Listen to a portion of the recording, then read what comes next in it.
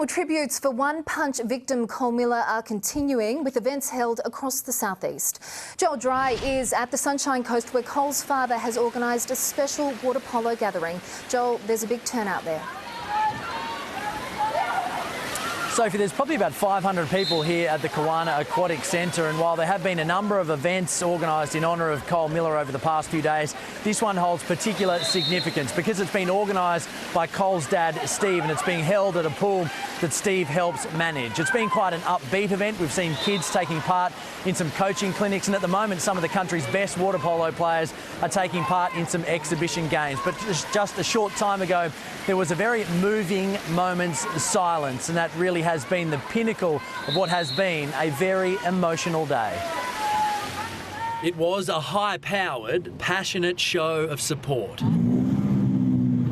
Car clubs and motoring enthusiasts with their own message speaking out against a growing problem. One punch has become all too common, especially in Brisbane. Basically anything that we can do to spread awareness and perhaps help save someone's life is definitely worth coming out. It was a unique way to honour the 18-year-old cruelly cut down in his prime, an idea between friends that quickly grew beyond expectations. I am so impressed just how many people have come to support this. It's incredible that from a little conversation it's just turned so big. From Brisbane, hundreds of cars and thousands of people cruised for Cole, a compassionate convoy that headed south, ending on the Gold Coast, to share their love of cars and anger at the loss of a young life.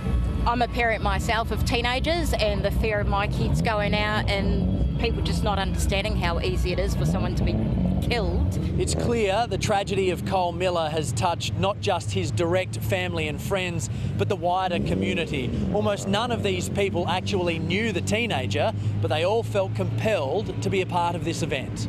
It was a different story last night, where Cole's closest gathered for a game he should have been a part of. Cole's a very much loved member of this team. Another minute's silence before the Barracudas' first game since the shocking event.